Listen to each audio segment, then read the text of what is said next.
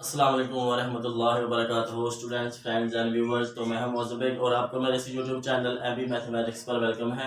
तो स्टूडेंट्स, इस वीडियो में हम पैरेलल एक्सिस थ्योरम का जो नेक्स्ट पार्ट रहता है, यानी अगर हमारा सिस्टम डिस्क्रीट क्लासेस पर मुश्तमिल हो तो उसके लिए हम कैसे इसका प्रूफ करते हैं, तो उसको हम करेंगे इस वीडियो में। इससे जो पहले हमने पैरेलल एक्सिस थ्योरम की स्टेटमेंट और उसकी कंडीशंस और उसका अगर सिस्टम कॉन्टिन्यूअस है तो उसके लिए जो पैरेलल एक्सिस थ्योरम की डेरिवेशन है वो हमने स्टूडेंट्स जो इससे पहले वाली वीडियो है उसमें हमने कर लिया।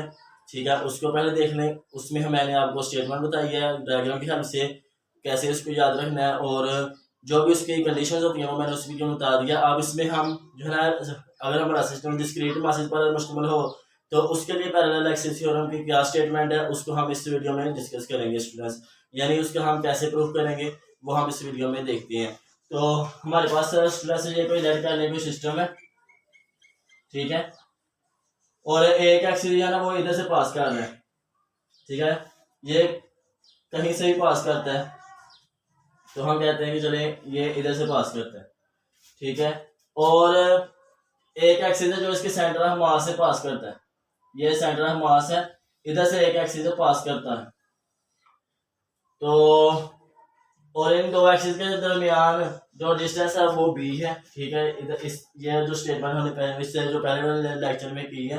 ठीक है, तो हम क्या करेंगे स्टूडेंट्स, इसका हम इसकी जो इसका जो प्रूफ लिखेंगे वो किस तरह लिखेंगे कि consider the system which is collection of particle each of mass M i. हर एक का मास एम आई है और ये एक सिस्टम है जो कलेक्शन ऑफ पार्टिकल्स है। ठीक है, और लेट करने के ए बी यानी ना एक्सिस, ये भी पॉइंट ए है और ये भी पॉइंट जो है ना स्टूडेंट्स, अगर इसको ऊपर लेते हैं, ये कोई पॉइंट लेट करने, ये कोई ए पॉइंट है एंड ये कोई पॉइंट है बी। लेट ए बी यानी axis passing through the B यानी एक्सिस, ठीक है, around which the body is rotating, and let C and ये पॉइंट को हम कहते हैं C P, and C P be an axis which passing through the centre of mass of the body. ठीक है, तो देन लेट कोई ये कोई पार्टिकल है जिसका मास एम आई है। अब हमारा सिस्टम जो है डिस्क्रीट है तो इसके लिए हम डी एम नहीं लेट करेंगे, क्योंकि एम आई जो है वो लेट करेंगे। तो फिर हम करेंगे स्टूडेंट से लेट आर आई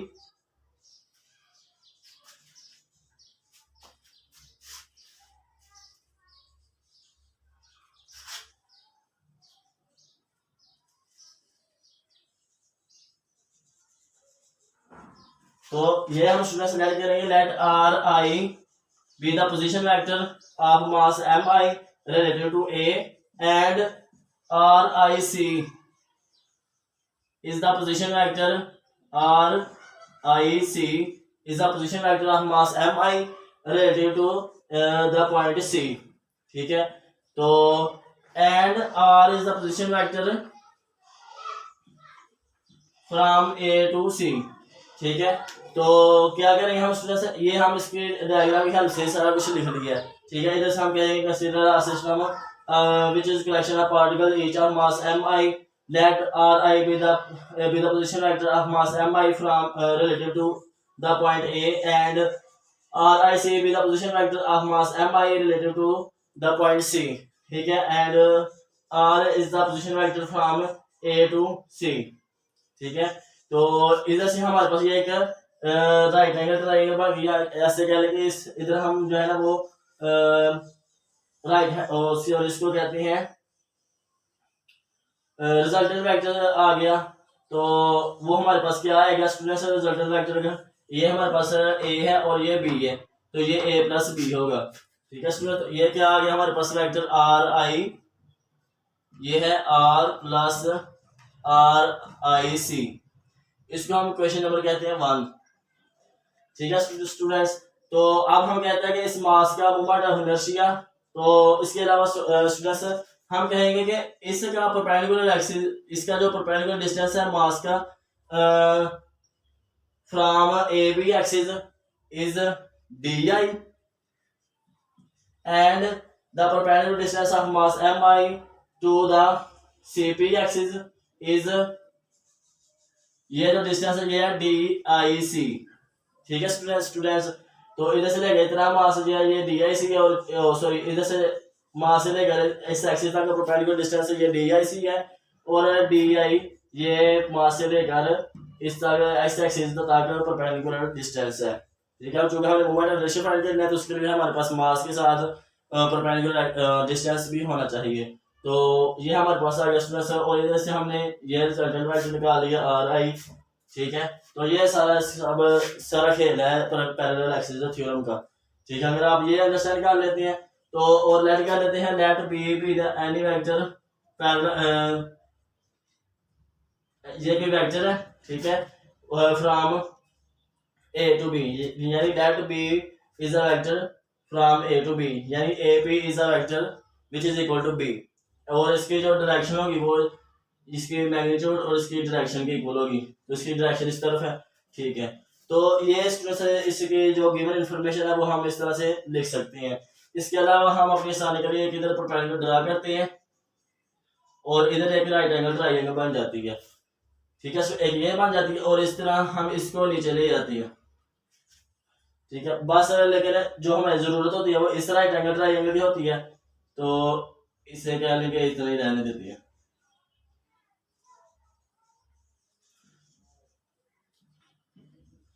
तो ये एक हम क्या करेंगे, अब हम इन राइट एंगल ट्रायंगल का इस्तेमाल करेंगे और इस वेक्टर का यूज करेंगे। तो हमारे पास ये स्टूडेंट्स आ गया रिजल्टेंट वेक्टर।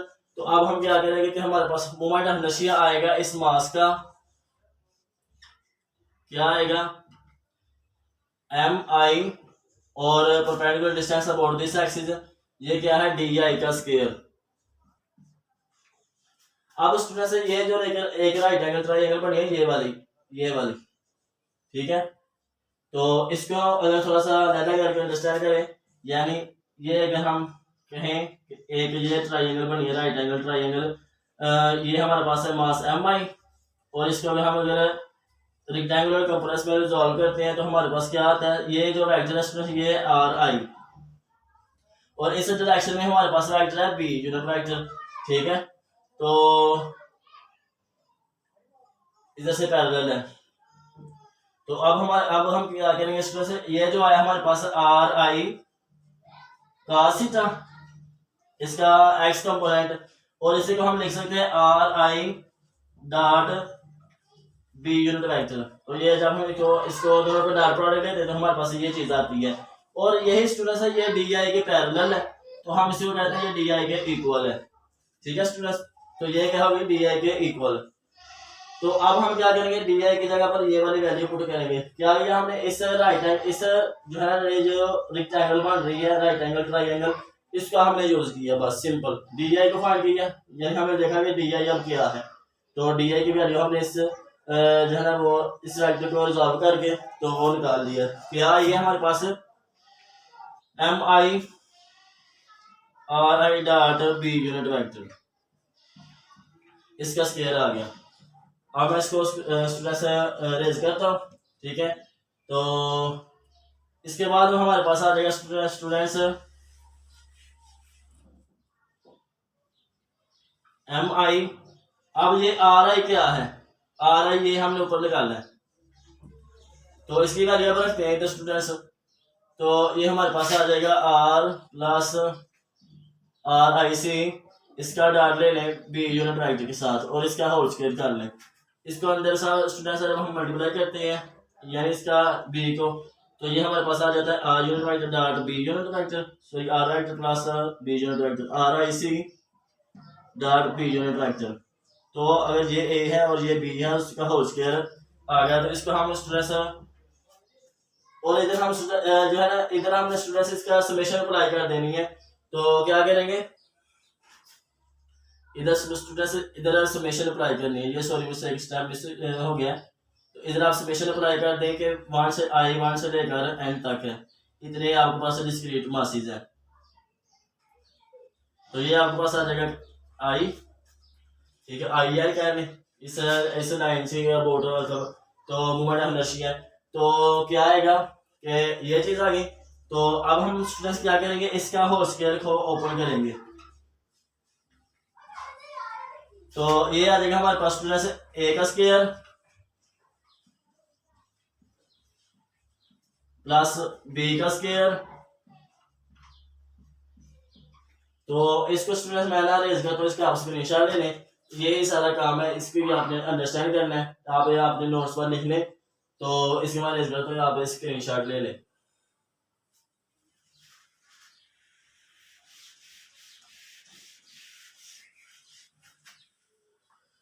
और आगे आएगा स्टूडेंट 2 ए आ गया, आर बी यूनिट वेक्टर और साथ आ जाएगा B R I C dot B unit vector.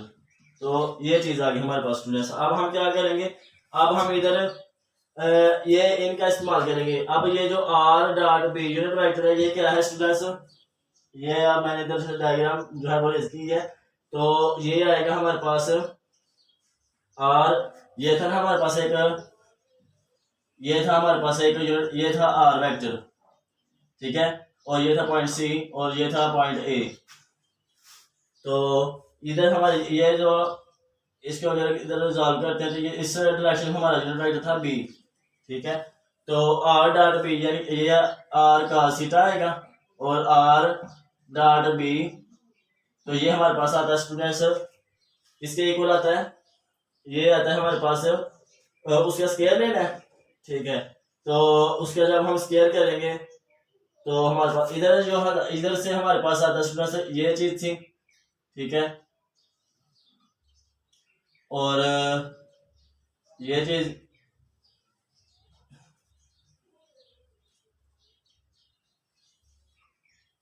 इस तरह से था हमारे पास। अब स्टूडेंट से क्या आया हमारे पास, ये जो R dot B unit vector आया, ये हमारे पास किसके इक्वल आएगा, ये आएगा बी के, ठीक है, बी वेक्टर के। तो इधर से हमारे पास आएगा उसका, अगर हम इसको स्क्वायर लेते हैं यानी R dot B unit vector, इसका अगर आप आर डॉट इसका डॉट प्रोडक्ट लेते हैं बी यूनिट वेक्टर, ये आपके पास आएगा बी का स्क्वायर, ठीक है।